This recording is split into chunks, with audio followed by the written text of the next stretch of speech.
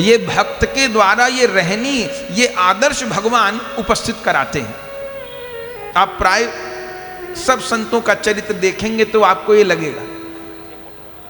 हम तो कहते हैं कभी अपने जीवन के दुख भारी लगे तो नरसिंह मेहता जी के जीवन के दुखों को याद कर ले। कभी किसी बहन को अपने जीवन के दुख भारी लगे तो मीराबाई जी के जीवन के दुखों को याद कर ले, तो पता चलेगा कि अपना दुख तो राई के दाने के बराबर भी नहीं है। वे महापुरुष लोग कितनी कठिनाई में भजन करके कितना प्रसन्न रह पाए। उनके पास भी 24 ही घंटे थे। ऐसा नहीं कि हमारे पास 24 घंटे हैं, उनके पास 26 घंटे थे। उनके भी 2 ही हाथ पांव थे, हमारे भी 2 ही हाथ पांव हैं। और आज हम लोग तो बड़ी सुविधा में रह रहे हैं, उनके पास इतनी सुविधा नहीं थी। आज ऐसा तो नहीं है कि यहाँ भवन में बैठ करके हम लोग सत्संग कर रहे हैं तो कोई आके कहे कि जी क्यों कथा कर रहे हो, ऐसा तो नहीं। पर मीराबाई जी, नरसिंह जी जिस काल में हुए उस समय तो मुगलों के अत्याचार फैले थे। पर धन्य है, डंके की चोट पर भक्ति की, छिप के भक्ति नहीं की, नगाड़ा बजा के भक्ति की, स्वयं की, और अपने साथ लाखों करोड़ों जीवों का उद्धार कर गए। तो पहला कारण भक्तों के जीवन में दुख का कि उनके द्वारा भगवान आदर्श उपस्थित करते हैं कि देखो इनको, देखो इनको अपने जीवन का आदर्श बनाओ। नरसिंह जी गृहस्थ में रह के कैसा भजन किए, कितनी कठिनाइयों को पार किए, पहली बात। और दूसरा कारण क्या है, जब कोई भक्ति करता है, जब कोई भगवान की प्राप्ति के मार्ग पर लगता है तो भगवान भी उसको ग्रहण करने के लिए आतुर हो जाते हैं। और प्रभु की प्राप्ति में जो बाधक हैं वो हमारे आपके कर्म हैं। इस जन्म में और पूर्व जन्मों में जो कुछ भी हम गलत कर्म कर आए हैं वे सब ही भोग के रूप में जीवन में आते हैं और वो बाधा देते हैं। तो जब कोई भक्ति करता है तो भगवान उसके प्रारब्ध नष्ट करना शुरू कर देते हैं, तो उसके जीवन में विशेष रूप से भोग आने लग जाते हैं।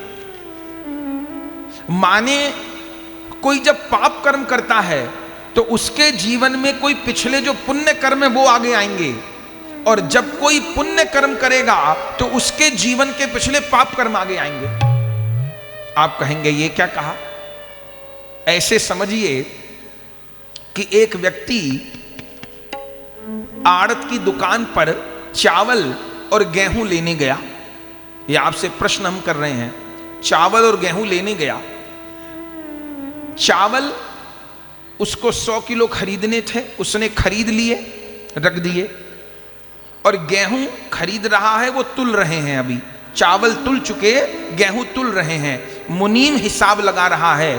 तो हम आपसे पूछ रहे हैं, मुनीम गेहूं का हिसाब लगा रहा है कि चावल का हिसाब लगा रहा है? चावल का लगा रहा है। क्यों? चूंकि वो तोले जा चुके हैं। जो तुल रहा है उसका हिसाब नहीं लगेगा, जो रुक गया है, जो तोला जा चुका है उसका हिसाब लगेगा। तो जब व्यक्ति पाप कर्म में लगा होता है उस समय उसके पूर्व के पुण्य कर्मों का हिसाब लगने लग जाता है। तो कई बार लगता है कि वो सहयोग उसको कर रहे हैं, पर ऐसा नहीं। वो जो कर रहा है वो बचने वाला नहीं है, उसका भी हिसाब लगेगा। अभी कर रहा है, ठीक है। जब पुण्य का अंश खत्म हो जाएगा वो ऐसा घिरेगा कि चारों ओर से फिर कोई सहायता देने वाला नहीं होगा। इसलिए हमारे यहां केवल लाभ की बात नहीं कही गई, और जगह लाभ की बात कही गई। हमारे यहां दीपावली पर शुभ और लाभ, पहले शुभ है फिर लाभ है, और जगह केवल लाभ ही लाभ। चूंकि हर शुभ लाभ होता है पर हर लाभ शुभ नहीं होता। हर शुभ लाभ होता है पर हर लाभ शुभ नहीं होता। ये नेता लोग कितने घोटाले कर लेते हैं, हजारों करोड़ का घोटाला कर लिया, इतने का कर लिया, उतने का कर लिया, तब तो बहुत आनंदित होते होंगे। और जब मोदी जी फाइल खोले तो महाराज सबरी हेकड़ी बराबर हो गई। तो उस समय जब लाभ हुआ तो लगा होगा कि हम ही राजा हैं, सब कुछ हैं। लेकिन जब वो लाभ अशुभ में घटित हुआ तो सोच रहे थे सूखी रोटी खा के ही गुजारा कर लेते तो अच्छा था, अब बाकी जिंदगी जेल में बीतेगी। तो इसलिए केवल लाभ नहीं, शुभ और लाभ। तो जब कोई भक्ति करता है तो क्या होता है, भगवान उसके सारे अशुभ कर्मों को नष्ट करते हैं। और जब अशुभ कर्म नष्ट होते हैं तो भोग जीवन में आता है। ऐसा नहीं कि प्रभु सहायता नहीं करते, सहायता होती है, लेकिन किसी अंश में साधक को भोगना भी पड़ता है। कौन कर्म कितना बड़ा है, हमारा भजन कितना है, उसके अनुसार। माने तेज गर्मी पड़ रही है, अब तेज गर्मी पड़ रही है तो उसका ताप सहना पड़ेगा। एक ने कहा भाई पेड़ की छाया में आ जाओ, तो मेरे पे पेड़ का साधन था, पेड़ की छाया में आ गए तो कम धूप लगी। दूसरे के पास और ज्यादा साधन था, उसने कहा पंखे में बैठ जाओ आकर के छाया में, तो और गर्मी कम हो गई। तीसरे के पास और ज्यादा साधन था, उसने कहा कूलर में बैठिए। चौथे के पास और ज्यादा साधन था, एसी में बैठिए। तो वो जो धूप थी, जो सूर्य का ताप था, वो सभी के लिए समान था। लेकिन किसी के पास पेड़ की छाया थी, वो उतना बच गया, पंखे से और बच गया, कूलर से और बच गया, एसी से और बच गया, लेकिन फिर भी ताप ने ताप तो दिया ही। तो ऐसे ही जो प्रारब्ध है वो जीव के आगे आता है। तो जैसे कोई भक्ति में लगता है तो भगवान चाहते हैं कि इसी जन्म में उसके सारे कर्म मैं भुगवा दूं, नष्ट करवा दूं, ताकि इसको मेरी प्राप्ति में बाधा ना हो। तो कई बार सत्पुरुषों के जीवन में भी विपरीत बातें आती दिखाई देती हैं। तो कोई भी कष्ट आ रहा है तो वो हमारे किसी न किसी किए हुए कर्म का परिणाम है। और एक बात और, इस शरीर के रहते जो भोग लिया जाए वो सबसे अच्छा है। बच गया तो दोबारा जन्म है फिर, तो अच्छा है कि शरीर के रहते में भोग कर लिया जाए। तो इसलिए भी भक्त के जीवन में वह कष्ट आते हैं, लेकिन जो भगवान के आश्रित हैं प्रभु उनको गिरने नहीं देते। इतनी बात पक्की है, जिसने प्रभु का आश्रय ग्रहण किया है उसको प्रभु गिरने नहीं देंगे, संभालेंगे बार बार। तो नरसिंह जी गूंगे और बहरे और 5 वर्ष के हुए तो माता पिता दोनों का देहांत हो गया। तब नरसिंह जी की दादी थीं, उनका नाम था जय कुमारी, वो 90 वर्ष की थी। तब दादी ने पाला नरसिंह जी को। अब वो बड़ा दुखी रहती थी कि मेरे बेटे बहू रहे नहीं, इस बालक को मैं कैसे पालूं, पर पालती थी। किसी ने उनको कहा, अरे अम्मा तुम कब तक इस बच्चे को पालोगी, तुम्हारा बड़ा पोता भी तो है, माने तुम्हारे बेटे का बड़ा बेटा भी तो है, वो तो बड़े थे 16 साल नरसिंह जी से, तो उनका ब्याह कर दो अपने बड़े पोते का, तो नरसिंह की भाभी आ जाएगी, बड़ी भाभी माँ के बराबर होती है, तो बच्चे की तरह इसका पालन करेगी। अब तुम तो कब तक रहोगी, बच्चे को सहारा मिल जाएगा। दादी को बात समझ में आई, उन्होंने अपने बड़े पोते बंशीधर का विवाह कर दिया, ये सोच करके कि नरसिंह जी को सहायता मिल जाएगी। पर भाग का लिखा कौन बदले, बंशीधर का ब्याह किया, अनुकूलता मिलेगी। उनका ब्याह हुआ दुरित गौरी नाम की स्त्री से, लेकिन वो केवल नाम की दुरित गौरी नहीं थी, वो तो सही में ही दुरित गौरी थी। वो ऐसी दुष्टा ब्याह करके आई कि दादी ने तो सोचा था छोटे देवर को पुत्र की तरह मानेगी, पर उसको तो फूटी आंख नहीं भावे नरसिंह में। उसने तो ब्याह के 2-4 महीने बाद ही कहना शुरू कर दिया कि ये क्या आफत है, इसके माँ बाप मर गए तो ये क्यों नहीं मर गया, मैं कब तक ढूंढूं, ये मेरा पाप थोड़ी है, और पता नहीं क्या क्या। तब दादी बहुत दुखी रहने लग गई, मन में सोच रही है मैं क्या करूं, ये तो और उल्टा हो गया। मैं तो सोच रही थी अनुकूलता मिलेगी, मुझे कुछ हो गया, ये तो भगाई देगी इसको घर से। तो रात दिन रोती थी। एक महात्मा के निकट गई, रो करके विनती की, महाराज ये बालक ऐसा है, इसका कैसे कल्याण हो, अधिक कुछ नहीं, कम से कम ये बोलने सुनने तो लग जाए ताकि अपने जीवन का निर्वाह कर सके, कोई उपाय बताओ। महात्मा ने कहा, अम्मा तुम शंकर जी को ध्याओ, शंकर जी आशुतोष हैं, आशुतोष माने जो शीघ्र संतुष्ट हो जाए, तो उनको ध्याओ तो जरूर सहायता मिलेगी। तब आज भी जूनागढ़ में हाटकेश्वर महादेव का मंदिर है। अपनी यात्रा थी गुजरात की, तो हम लोग जूनागढ़ भी गए, वहां हाटकेश्वर महादेव भी गए, जहां पर लेकर के नरसिंह जी की दादी नरसिंह जी को जाती थी, और 1 वर्ष वहां पर उनकी दादी ने सेवा की। करती क्या थी? दोनों दादी पोता पूरे मंदिर को साफ करते, धोते, झाड़ू पोछा करते, पूरे मंदिर का, परिक्रमा मार्ग का, सबको वो बूढ़ी स्त्री साफ करती। उसके बाद स्नान करके भोले बाबा का अभिषेक करती। हाथ से जल गिरता शिवलिंग पर, आंखों से आंसू गिरते, और पूजा करने के बाद आखिर में हाथ जोड़ करके यही प्रार्थना करती कि इस बालक पर कृपा करो, इसको वाणी दान करो भोलानाथ। हम तो जन्म के माँ बाप हैं, असली माँ बाप तो सब जीवों के आप ही हो, तो इस पर कृपा करो। ऐसा करते हुए समय बीता, 1 वर्ष का अनुष्ठान पूरा हुआ। दोनों दादी पोता मंदिर की परिक्रमा कर रहे थे, और मन में आशा लगी थी कोई तो कृपा करे। तभी परिक्रमा के मार्ग में एक जटाजूटधारी महात्मा बैठे हुए दिखाई दिए। देख करके बूढ़ी अम्मा ने प्रणाम किया, नरसिंह जी को भी कराया। कोई जटाजूटधारी बड़े तेजस्वी महात्मा। रोने लगी माता जी। उन जटाजूटधारी महात्मा ने कहा, माई क्या बात है? बोले महाराज, ये मेरा पोता है, मेरे बेटे बहू है नहीं, उनका छोटी आयु में देहांत हो गया, ये उन्हीं की संतान है। बड़े पोते का विवाह किया, अनुकूलता मिलेगी, पर उसकी पत्नी बहुत कर्कश आई है।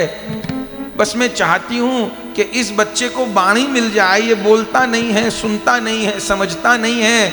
मेरा जीवन पता नहीं कितने दिन का है, ये कम से कम अपने जीवन का निर्वाह तो कर पाए, आप कुछ ऐसी कृपा कर दो। जो नरसिंह जी को प्रणाम करवाया, महात्मा ने नरसिंह जी को देखा, और देखते ही दृष्टि टिक गई। और नरसिंह जी को देखकर कहते हैं, मां तुम कहती हो ये बालक बोलता नहीं है, अरे इसकी ललाट की रेखा तो कहती हैं ये लाखों लोगों से हरि का नाम बुलवाएगा। जय हो। ये तो लाखों लोगों से कीर्तन करवाएगा, ये तो सनातन धर्म की ध्वजा को फहराएगा। मां ने कहा, ये किससे नाम बुलवाएगा नहीं बुलवाएगा, पर अभी तो खुद गूंगा बहरा है, आप कुछ कृपा करिए। उसी समय नरसिंह जी प्रणाम किए, महात्मा ने सिर पर हाथ रखा और नरसिंह जी को क्या कहा? बोलो बेटा, राधा कृष्ण राधा कृष्ण।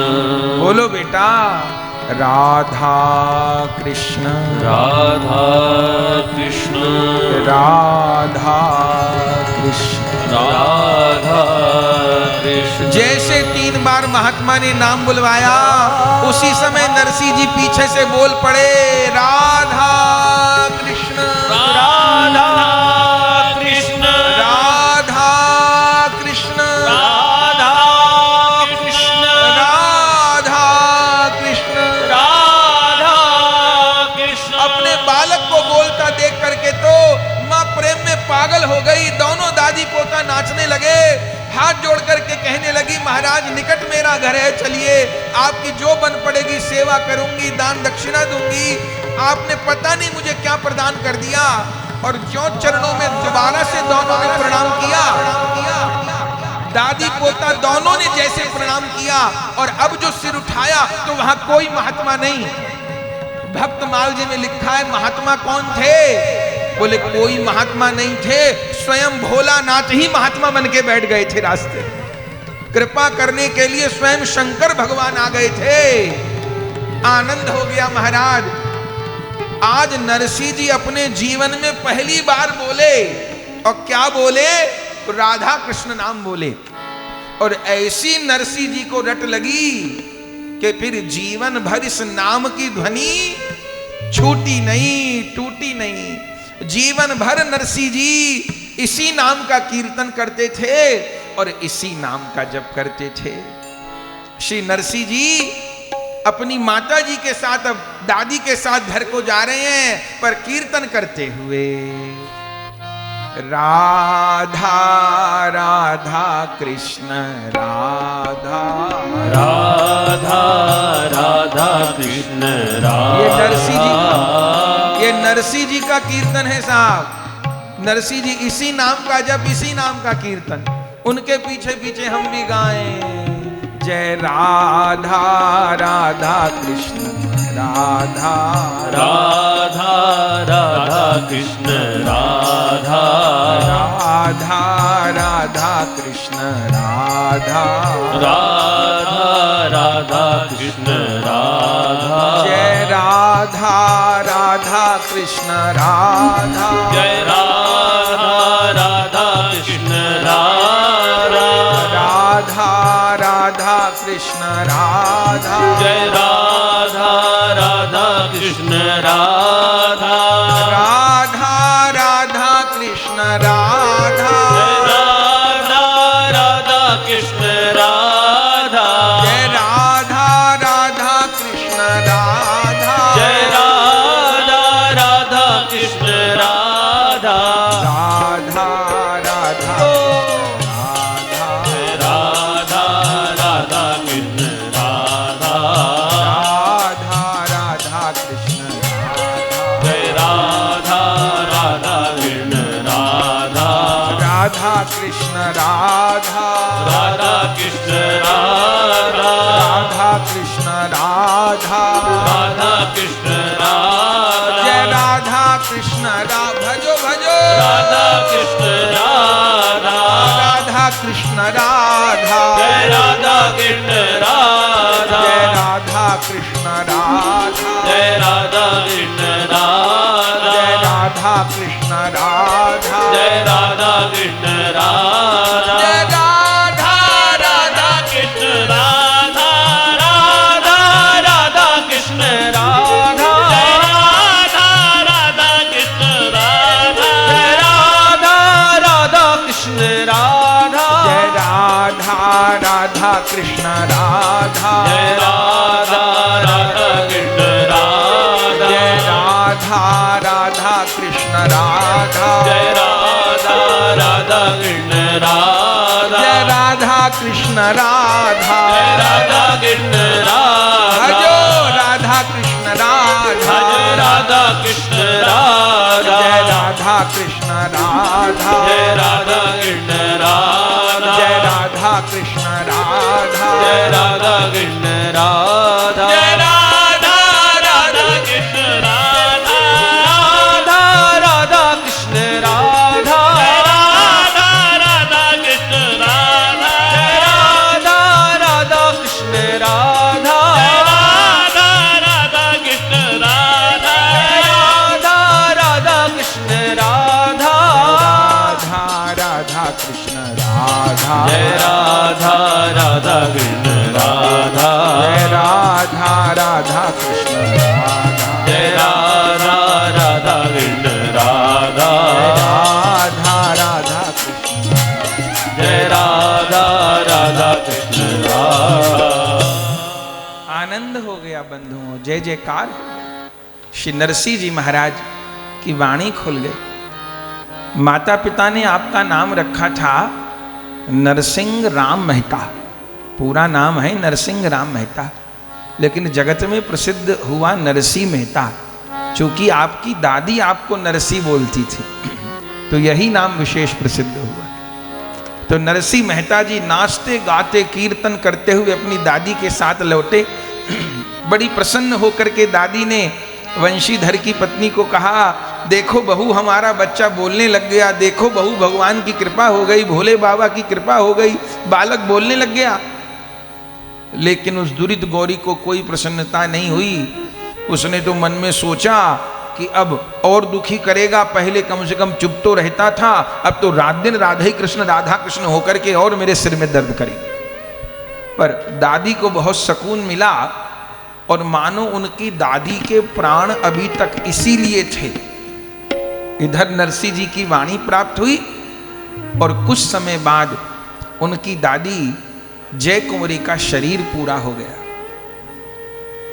दादी जय कुंवरी की अंतिम अभिलाषा यही थी कि मेरा जो सिर है वो नरसिंह की गोद में हो और अंतिम समय नरसिंह मुझे भगवान नाम सुनाए।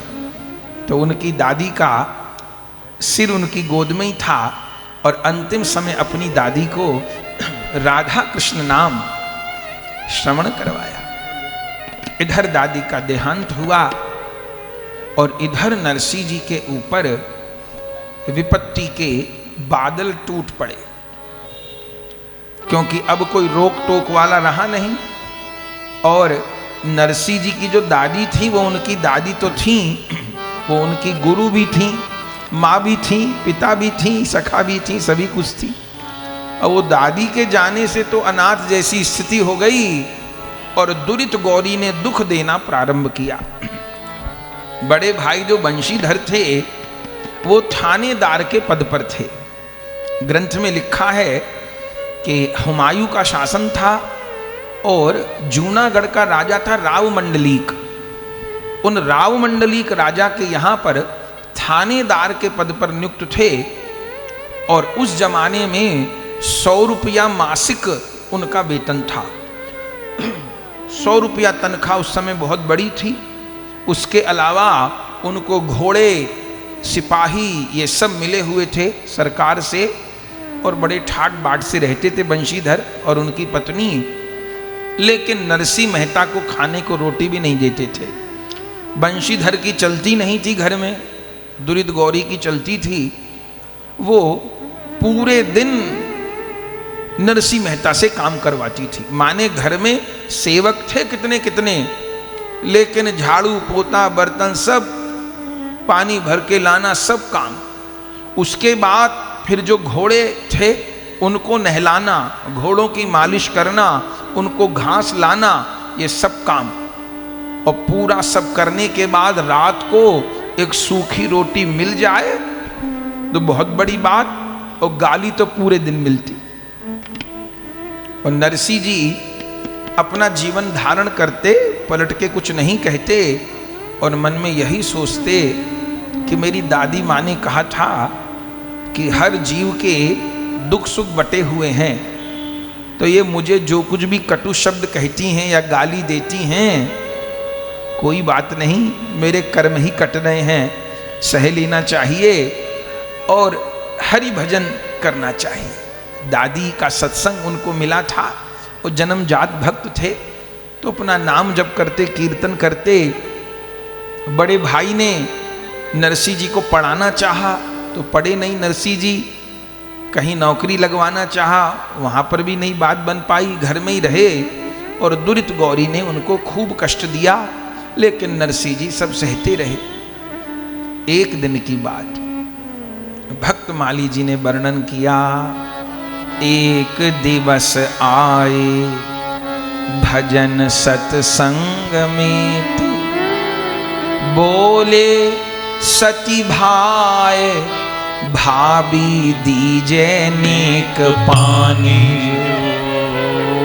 बोली बौखलानी मानो सिंघनी गुर्रानी, राखूं भर भर के पानी तेरी लागू नौकरानी जो, आयो है कमाए रयो हुक्म चलाए मुंह पे, जाओ वाही ठौर जहां मती है लुभानी जो, भौह चढ़ी कहे तुझे सौह भक्त भगवत की, फेर या हवेली में ना धरो पग आनी जो। बोले एक दिवस आए भजन सत्संग में थे। एक बार नरसिंह जी घोड़ों के लिए घास लेने तो जाती थे, तो घास लेने गए हुए थे, लौट रहे थे, तभी रास्ते में एक संतों की मंडली उनको आते दिखाई दी। वृंदावन के संत थे और सोमनाथ से द्वारिका जी की यात्रा पे निकले थे तो रास्ते में जूनागढ़ पड़ता ही था। फिर गिरनार पर्वत निकट है, वहां पर अंबा जी की पीठ है तो लोग अंबा जी दर्शन करने जाते थे, रास्ता वही था। तो जैसे उन महात्माओं को देखा, संतों को देख के उनको बहुत अच्छा लगता था।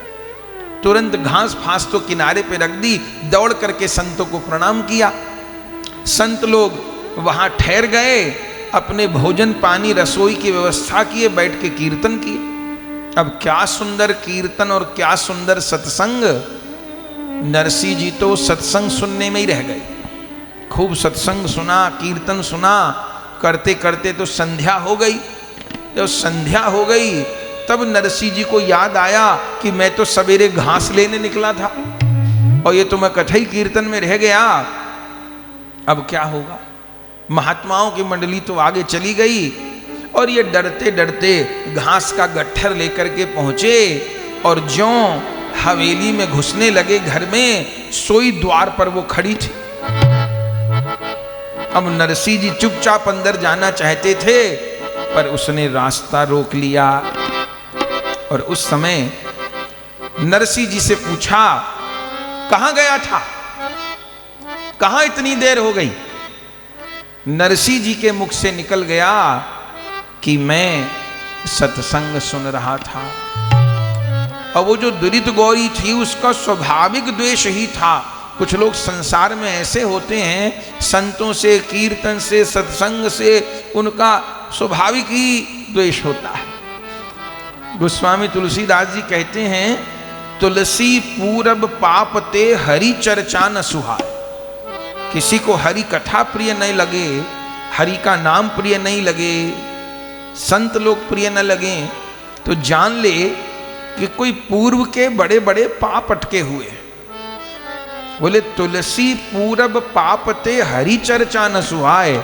उदाहरण देते हैं, बोले जैसे ज्वर के जोर ते भूख विदा हो जाए। जैसे किसी को बहुत तेज बुखार हो तो उसकी भूख चली जाती है, फिर भोजन को मन नहीं होता। ऐसे जिसके भीतर बहुत पाप अटके होंगे उसको भगवान की चर्चा सुहाएगी नहीं। और बात तो खूब कर लेंगे, इसकी निंदा, उसकी निंदा, उसकी चर्चा, इसकी चर्चा, हरि की कथा नहीं सुहावेगी। तो इस दुरित गौरी को तो भगवान का नाम सुहाता ही नहीं था और संतों के नाम तो जल जाती थी। जैसे संतों का नाम सुना ये तो आग बबूला हो गई। और नरसिंह जी की एक गलती और हो गई, उन्होंने जल मांग लिया। दौड़ते हुए आए थे ना, आए एक दिवस भजन सत्संग में से और भोले सतीबाए भाभी दीजिए नेक पानी, जल मांग लिया बस। अच्छा, जिसको लड़ाई करनी हो उसको तो लड़ाई का मौका चाहिए, बस वो जल मांग लिया, इसी पे भड़क गई। क्या लिखा है, बोले बोली बौखलानी मानो सिंघनी गुर्रानी, राखूं भर भर के पानी तेरी लागू नौकरानी जू। नरसिंह जी के माता पिता को गाली दे के बोली कि तेरे माँ बाप ने मुझे नौकरानी बना करके रखा हुआ है जो तेरे लिए पानी भर भर के रखूंगी। आयो है कमाए, बड़ी कमाई करके लौटा है तू, आयो है कमाए, रयो हुक्म चलाए मुंह पे, जाओ वाही ठौर जहां मती है लुभानी जो। तू जहां सवेरे से शाम तक था अब वहीं चला जा। नरसिंह जी फिर भी खड़े रहे, चलो कोई बात नहीं, थोड़ी देर बाद गुस्सा ठंडा हो जाएगा। पर आज तो विधाता को कुछ और ही मंजूर था, वो तो गाली देती ही चली गई। चलो नरसिंह जी को रोज गाली देती थी, उनके मृत माता पिता को, बूढ़ी दादी को, सबको गाली देती थी, उतना भी सह लेते थे नरसिंह जी। लेकिन आज तो सब पे कृपा कर दी उसने। आज तो जिन संतों के सत्संग में जाते थे उनको भी गाली सुनाई और जिन प्रभु का नाम लेते थे उन ठाकुर जी को भी गाली सुनाई। और आखिर में क्या बोली, बोले भौह चढ़ी कहे तुझे सौह भक्त भगवत की। यही खड़ा है ढीठ, तुझे सौगंध है उन भक्तों की और उन भगवान की जिनके पीछे तू पागल है। क्या सौगंध है, बोले भौह चढ़ी कहे तुझे सौह भक्त भगवत की, फिर या हवेली में न धरो पग आनी जो।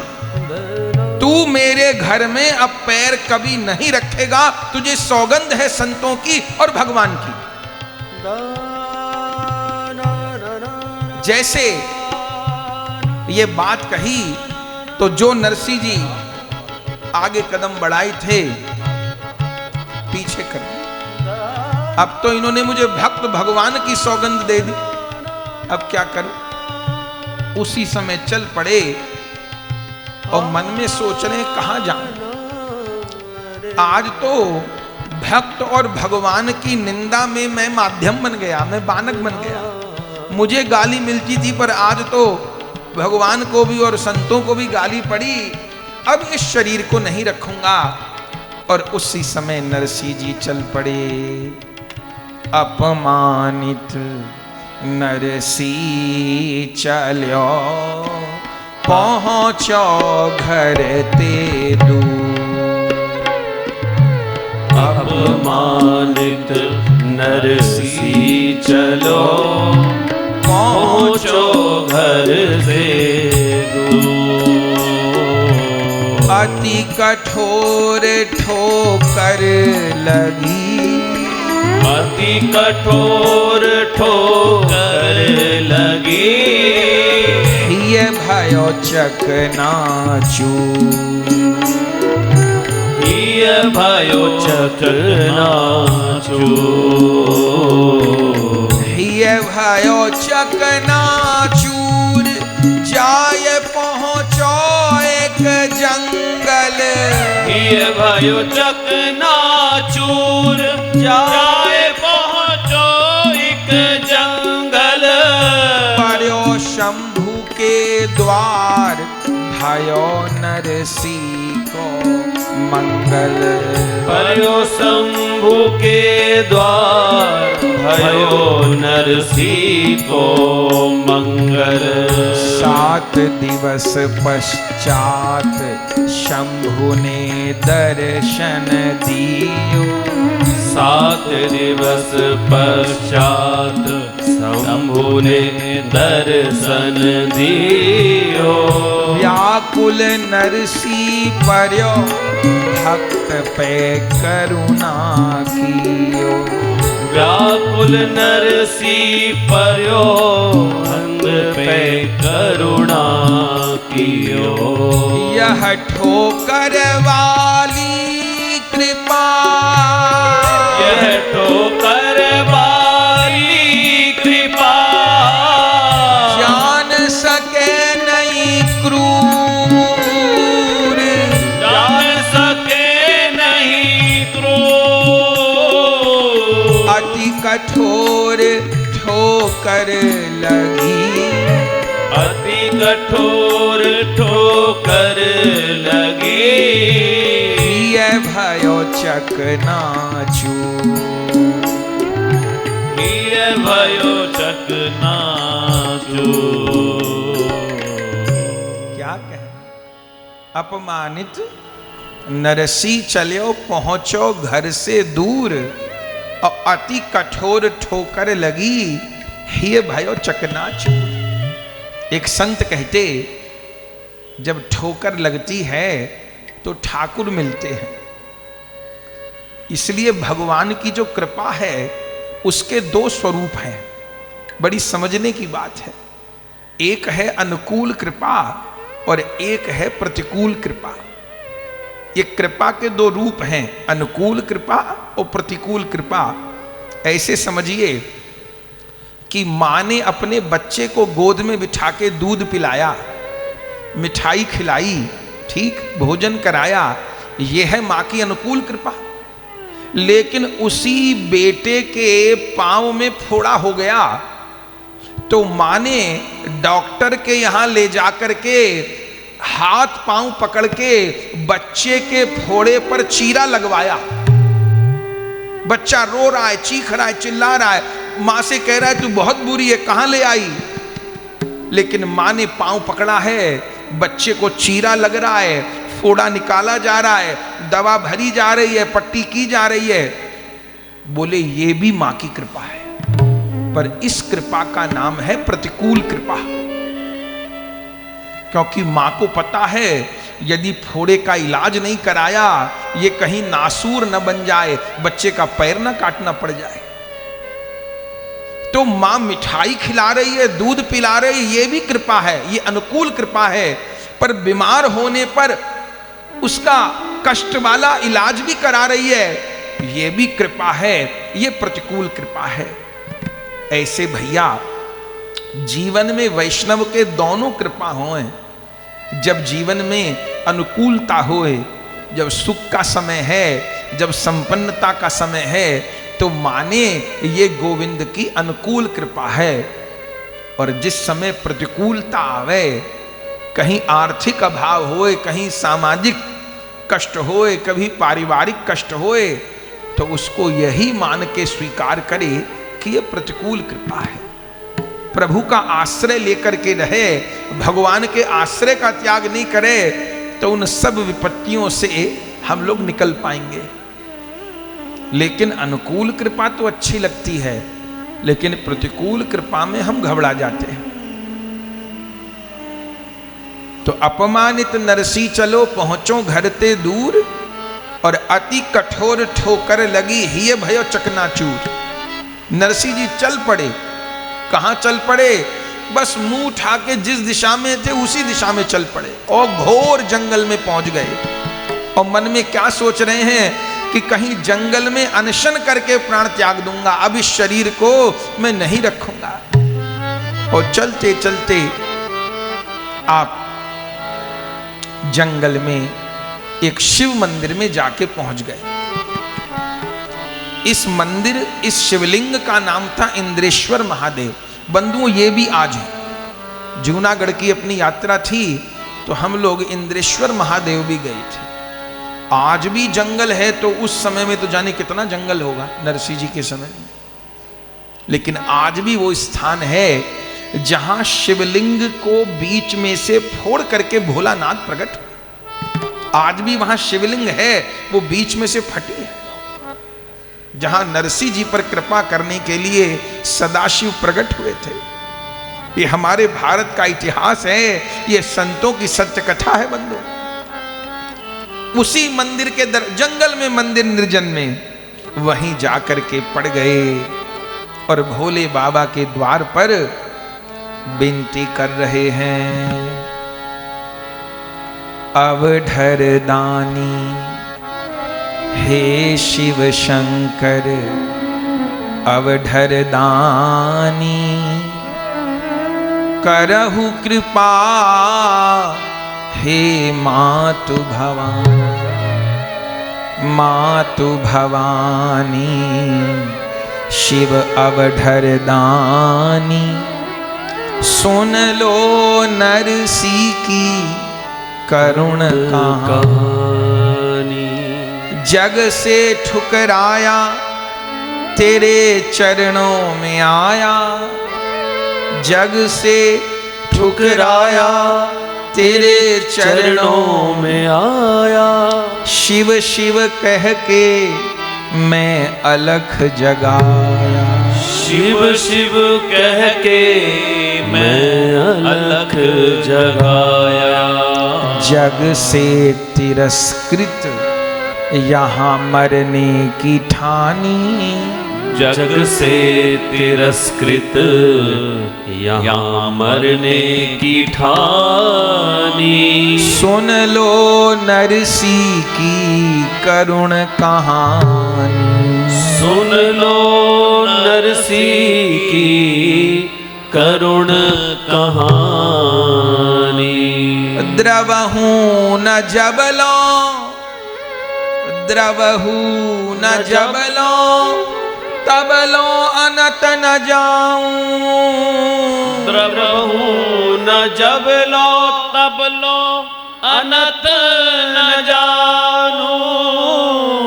पड़ो रहूं द्वारे तेरे, तेर लगाऊं। पड़ो रहूं द्वारे तेरे, तेर लगाऊं। खाऊं न अन्न और पीऊं न पानी, खाऊं न अन्न और पीऊं न पानी। सुन लो नरसी की करुण कहानी। सुन लो नरसी की करुण कहानी। मातु भवानी है शंकर दानी। मातु भवानी है शंकर दानी। सुन लो नरसी की करुण कहानी। सुन लो नरसी की करुण कहानी। आप हो हमारे मनमोहन के प्यारे। आप हो हमारे मनमोहन के प्यारे। मिलते हैं मोहन गुरुवर आपके सहारे। मिलते हैं मोहन गुरुवर आपके सहारे। ऐसी सुनी है मैंने संतों की बानी। ऐसी सुनी है मैंने संतों की बानी। सुन लो नरसी की करुण कहानी। सुन लो नरसी की करुण कहानी।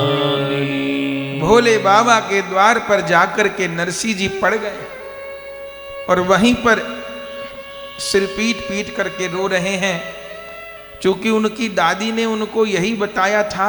जब नरसी जी छोटे थे, अभी भी छोटे ही हैं, पर जब दादी के पास रहते थे और कभी कभी उनको अपने माँ बाप की याद आती थी तो दादी से पूछते थे कि मेरी माँ कहाँ है, मेरे पिताजी कहाँ हैं।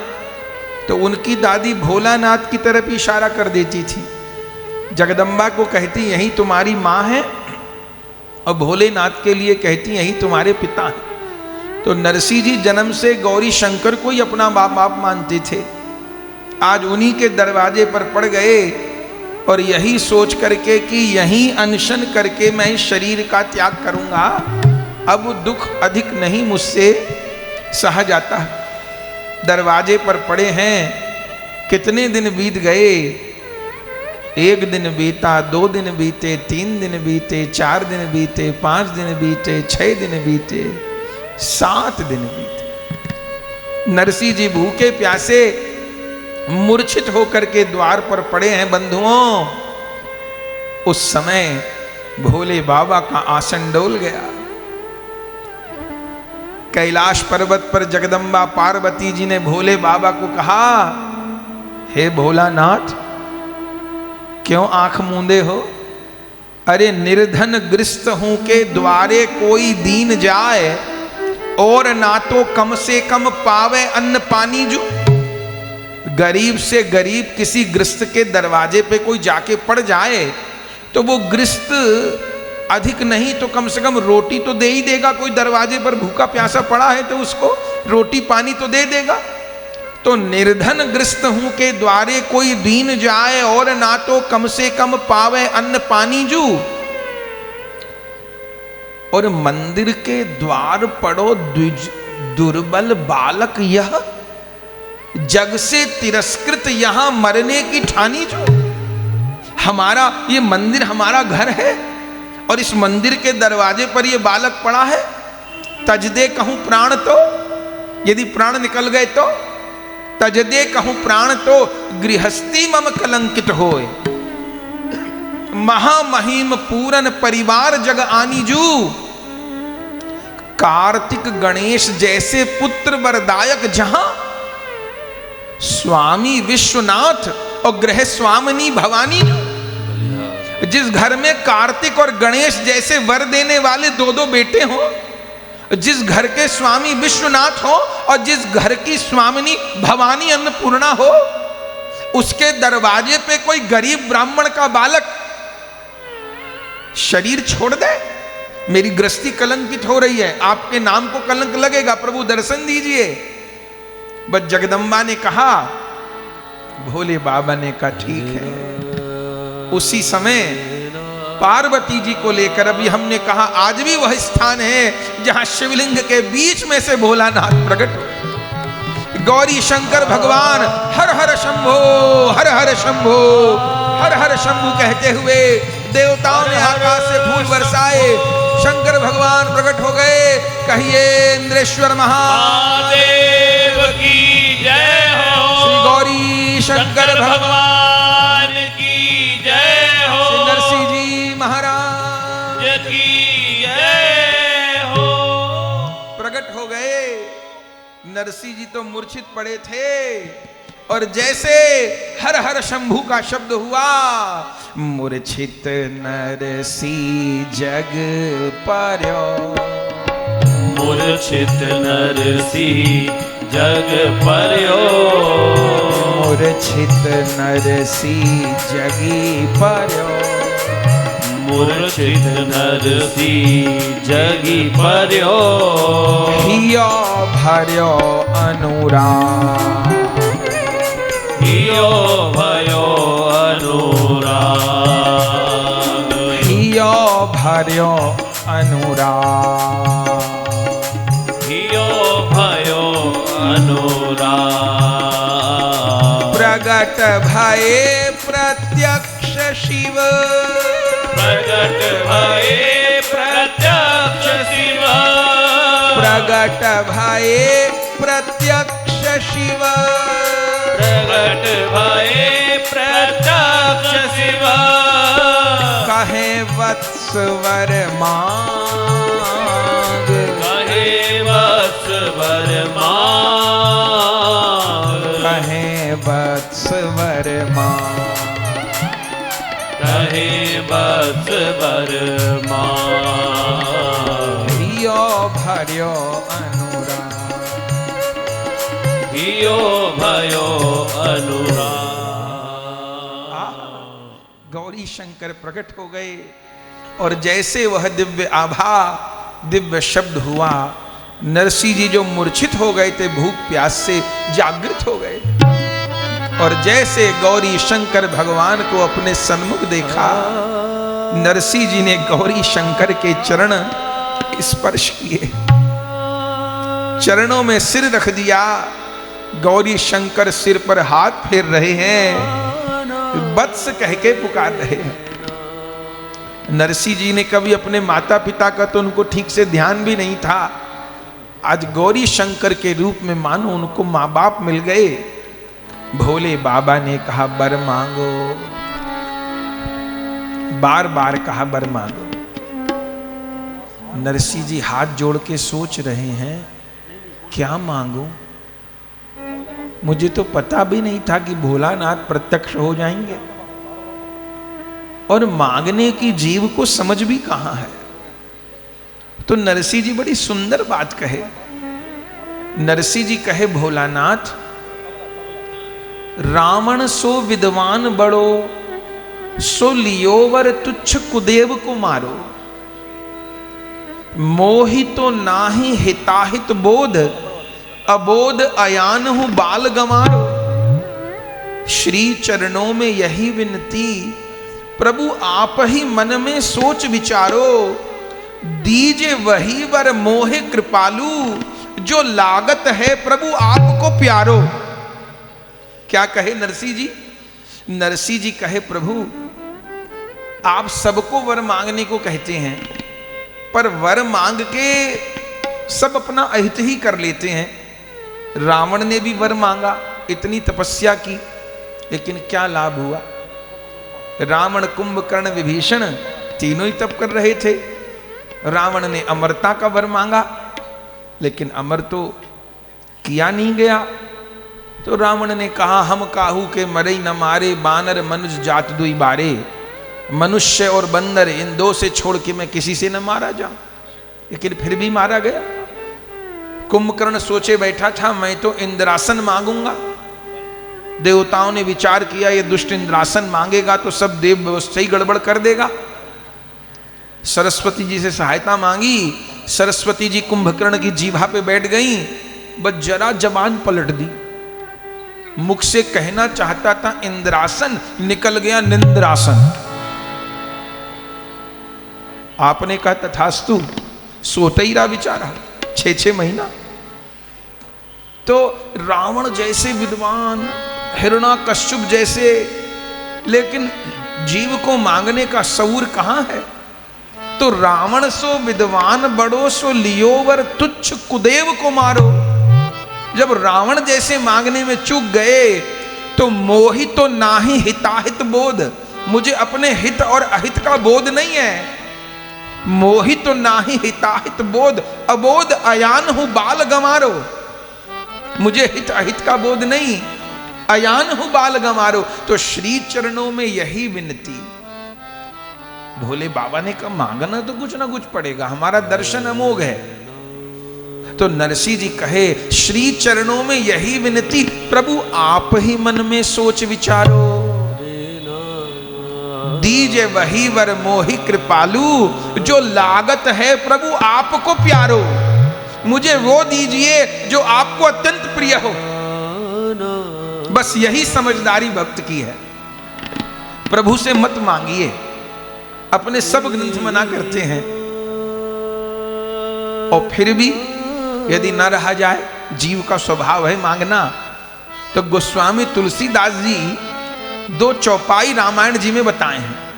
वो हमको भी जीवन में बहुत काम आई और आपको भी बहुत काम आएगी। एक चौपाई तो बाल कांड की है और दूसरी चौपाई अयोध्या कांड की है। बाल कांड की नारद मोह प्रसंग से संबंधित चौपाई है। क्या बोले, जेहि विधनाथ हो यही तू मोरा। जेहि विधिनाथ हो हित मोरा। करहु सो बेगी दास में तोरा। करहु सो बेगी दास मैं तोरा। ये पहली चौपाई है। बोले ठाकुर जी को क्या कहिए, रास्ता मत बताइएगा भगवान को कि प्रभु ऐसा कर दो, फिर ऐसा कर दो, फिर वैसा कर दो, फिर वैसा कर दो। ना ना, इसका अर्थ तो ये हुआ कि हम ज्यादा समझदार हैं और भगवान कुछ कम समझदार हैं। तब तो सलाह देनी पड़ रही है, और जिसको सलाह देनी पड़ रही वो हमारा क्या हित करेगा। तो कहे बिना न रहा जाए तो प्रतिदिन ये चौपाई कहिए। क्या, जेहि विधिनाथ हो यही तू मोरा। जेहि विधिनाथ जैसे मेरा हित हो यही तू मोरा। करहु सो बेगी दास में तोरा। करहु सो बेगी दास में तोरा। तो कहिए प्रभु को, प्रभु जैसे मेरा हित होता हो आप वैसा करिए। ये मंत्र है। मुझे नहीं पता कि मेरा हित किस में है। शायद जिसको मैं हित मान रहा हूं वही मेरा अहित हो, और जिसको मैं अहित मान रहा हूं वही मेरा हित हो। तो मेरे कहने पे मत जाइए, जिसमें मेरा हित हो। या तो ये कहिए, ये नारद जी के मुख की चौपाई है, और इससे भी आगे की चौपाई भरत जी के मुख की है, वह अयोध्या कांड की है। भरत जी हित की बात भी नहीं करते। भरत जी प्रभु को क्या कहते हैं, बोले जेहि विधि प्रभु प्रसन्न मन होई। जेहि विधि प्रभु प्रसन्न मन होई। करुणा सागर कीजिए सोई। करुणा सागर कीजिए सोई। श्री भरत जी क्या कहे, वो हित की बात भी नहीं कहे। जेहि विधि प्रभु प्रसन्न मन होई। मेरे ठाकुर जैसे आप प्रसन्न होते हो आप वही करिए। जेहि विधि प्रभु प्रसन्न मन होई, करुणा सागर कीजिए सो। इस चौपाई का हमने बहुत चमत्कार देखा। चारों ओर से रास्ते बंद हो जाएं, जीवन में अंधेरा हो, इस चौपाई की 2, 4, 5 माला करिएगा मेरे भाई बहन, आपको अंधेरे में रोशनी दिखाई देगी। अंधेरे में रोशनी दिखाई देगी आपको। जेहि विधि प्रभु प्रसन्न मन होई, करुणा सागर कीजिए सोई। आज नरसिंह जी ने यही कहा, दीजे वही वर मोहि कृपाल, जो लागत है प्रभु आपको प्यारो। मुझे वो दीजिए जो आपको प्रिय लगता है। जैसे ये कहा, भोले बाबा ने पार्वती जी का मुख देखा। तुम कहती थी ना ये बालक है, ये बालक नहीं है, ये सब में बड़ा बूढ़ा है। संसारी सोचता है हम चतुर हैं, असली चतुर तो भक्त होता है। जो हीरा दे के कांच ले ले वो समझदार, जो कांच दे के हीरा ले ले वो समझदार। जो हीरा दे के कांच ले ले वो तो मूर्ख है, वो कहां समझदार। जो कांच दे के हीरा ले ले वो समझदार है। भैया यह तन विष की बेलरी और गुरु अमृत की खान, शीश दिए हरि गुरु मिले तो भी सस्ता जान। ये शरीर तो नष्ट होना है, इस शरीर को प्रभु की सेवा में लगा करके, नाम में लगा करके, इस नाशवान शरीर के द्वारा अविनाशी पद को प्राप्त किया जाए। ये समझदारी की बात है कि अविनाशी पद को त्याग करके इस नाशवान शरीर के बारे में ही सोचा जाए और दुविधा में दोनों गए माया मिली न राम, ये स्थिति ठीक है। अरे जो कांच दे के हीरा ले ले वो समझदार है, जो हीरा फेंक के कांच ले वो कहां का समझदार। तो भोले बाबा पार्वती जी को क्या बोले? बोले देखन में यह बालक है, पर पालक लोकन को सो लगे है। देख अलौकिक बालक ये, अपनेपन को ही ये भाव जगे है। ये मांग करे मेरे प्रिय की, तुम कहती थी ना बालक है, देखो कैसा बालक है। ये मांग करे मेरे प्रिय की, मेरा प्रिय तो प्रभु प्रेम पगे है। या तो दीनो पड़े प्रभु प्रेम इसे, याते गुर्जर को पाखंड भगे। देवी ये कहता है कि जो आपको सबसे अधिक प्रिय हो वो दे दो। तो तुम जानती हो मुझे सबसे प्रिय क्या है? मुझे सबसे प्रिय या तो श्यामा श्याम है या उनका वृंदावन धाम है। जिस वृंदावन धाम और श्यामा श्याम की लीला प्राप्ति के लिए मैं नर से नारी भी बन जाता हूं। आज भी जहां गोपेश्वर महादेव के रूप में भोले बाबा विराजमान हैं, मुझे सबसे अधिक प्रिय तो वो लीला है जहां मैं नारी बनने में भी संकोच नहीं करता। तो ये कहता है जो सबसे प्रिय हो वो दूं, तो मुझे इसको राधा कृष्ण का दिव्य प्रेम देना होगा, मुझे इसको वृंदावन की वह दिव्य रज देनी होगी। नरसिंह जी से कहा बेटा मुझे तो सबसे अधिक प्रिय वृंदावन बिहारी और वृंदावन बिहारिणी है। नरसिंह जी ने कहा तो वही दे दीजिए। भोले बाबा ने कहा वही दे दे तो ऐसे मांग रहे हो जैसे कोई सस्ती चीज दे रहा। एक प्रसंग है भक्तमाल जी में, एक लक्ष्मी नारायण भगवान का भक्त था, भोला भाला, खूब सेवा पूजा करता। लक्ष्मी जी ने कहा प्रभु दया करो इस भक्त के ऊपर, और इतने दिन से करता इसकी इच्छा पूरी करो। लक्ष्मी नारायण प्रकट हो गए। नारायण भगवान ने कहा क्या चाहते हो? बोले प्रभु बस आपकी सेवा चाहता हूं। नारायण ने कहा कहां रहोगे? उस भक्त ने कहा महाराज आपके चरणों में ही पड़ा रहूंगा। खाओगे क्या? प्रभु आपकी ही थाली का बचा हुआ प्रसाद पा लिया करूंगा। पहनोगे क्या? प्रभु आपके ही उतरे हुए वस्त्र पहन लूंगा। लक्ष्मी जी ने कहा हद हो गई, इतना भोला भक्त है, इसके ऊपर आप कृपा क्यों नहीं करते, इतना पूछ रहे हो। नारायण ने कहा लक्ष्मी कोई भोला नहीं है। मैंने कहा कहां रहोगे? कहता है चरणों में पड़ा रहूंगा। माने हम बैकुंठ में रहते हैं, ये भी बैकुंठ में ही रहेगा। मैंने कहा क्या खाओगे? कहता है आपकी थाली का बचा प्रसाद पाऊंगा। तो हम तो सोने के थाल में 56 भोग पाते हैं, ये भी वही पाएगा। मैंने कहा पहनोगे क्या? कहता है आपके कपड़े पहन लूंगा उतरे हुए। तो हम तो सोने चांदी के वस्त्र पहनते हैं, ये भी वही पहनेगा। ये घाटे में नहीं रहेगा, ये बहुत फायदे में रहेगा। तब उस भक्त को लक्ष्मी नारायण लेके गए और उसने वैकुंठ वास किया। तो शंकर जी कहे हमको सबसे प्यारे तो राधा कृष्ण हैं। बोले हमको भी दे दीजिए।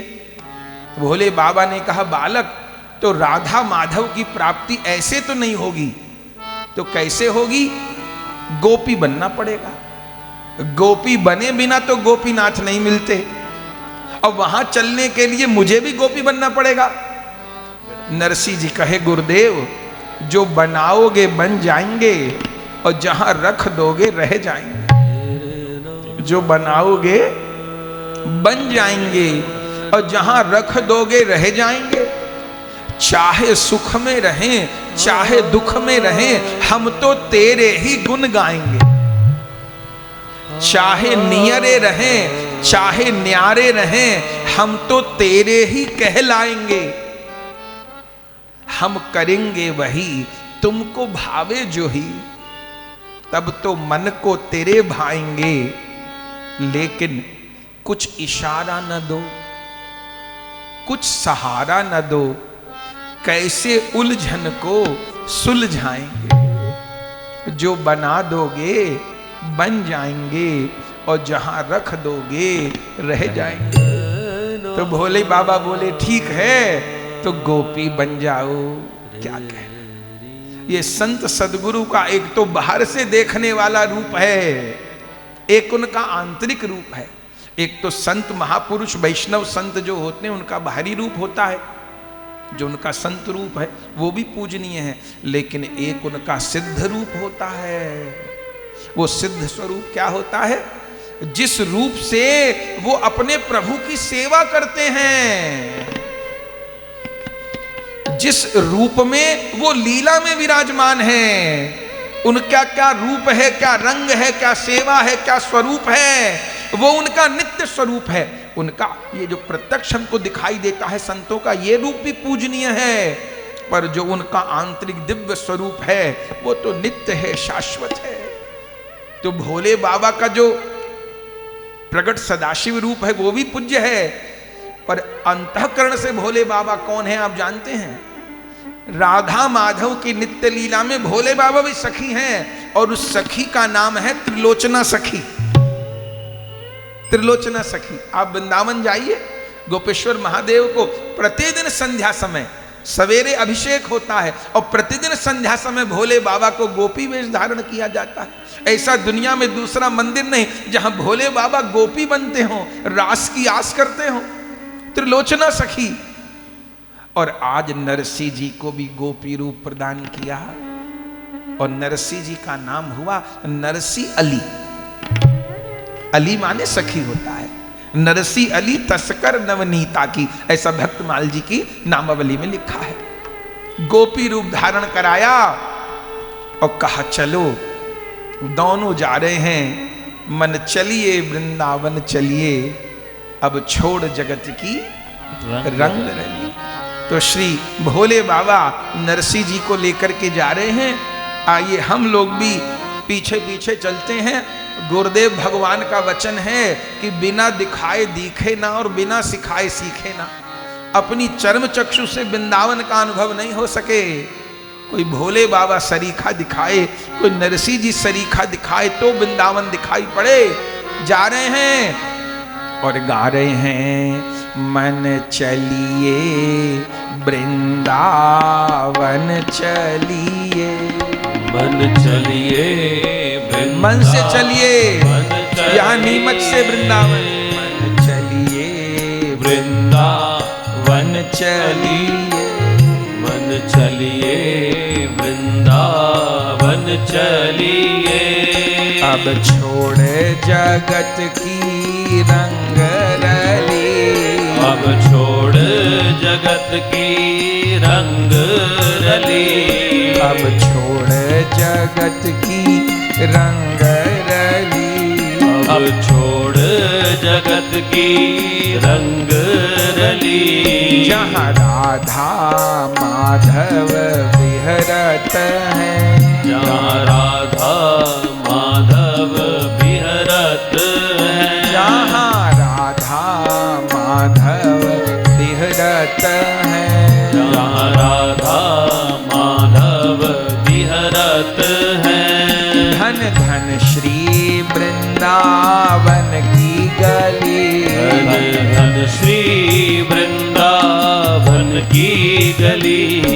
धन श्री वृंदावन की गली। धन धन श्री वृंदावन की गली। प्रति कुंज निकुंजन सोहत है। प्रति कुंज निकुंजन सोहत है। प्रति कुंज निकुंजन सोहत है। प्रति कुंज निकुंजन सोहत है। कहीं नंद लला कहीं भानु लली। कहीं नंद लला कहीं भानुवली। कहीं नंद लला कहीं भानु लली। कहीं नंद लला कहीं भानुलली। मन चलिए वृंदावन चलिए। मन चलिए वृंदावन चलिए। अब छोड़े जगत की रंग रली। अब छोड़े जगत की रंग रली। यहाँ राधा माधव विहरत है। जहाँ राधा माधव विहरत है। धन धन श्री वृंदावन की गली। धन धन श्री वृंदावन की गली। सखियों के यूथ अनेक तहाँ। सखियों के यूथ अनेक तहाँ। सखियों के यूथ अनेक तहाँ। सखियों के यूथ अनेक तहाँ। सेवा होती सब भांत भली। सेवा होती सब भांत भली। सेवा होती सब भांत भली। सेवा होती सब भांत भली। क्षण क्षण नव नव रस टपकत है। क्षण क्षण नव नव रस टपकत है। यह अद्भुत प्रेम की बेल फली। यह अद्भुत प्रेम की बेल फली। मन चलिए वृंदावन चलिए। मन चलिए वृंदावन चलिए। बड़ भागी हैं हम गौरदास। बड़ भागी हैं हम श्री गौरदास। बड़ भागी हैं बड़ भागी। बड़ भागी हैं हम गौरदास। बड़ भागी हैं हम श्री गौरदास। जो ऐसे युगल की सेवा मिली। जो ऐसे युगल की सेवा मिली। जो ऐसे युगल की सेवा मिली। जो ऐसे युगल की सेवा मिली। मन चलिए वृंदावन चलिए। मन चलिए वृंदावन चलिए। अब छोड़े जगत की रंग रली। अब छोड़े जगत की रंग रली। प्रति कुंज निकुंजन सोहत है। प्रति कुंज निकुंजन सोहत है। कहीं नंद लाला कहीं भानु लली।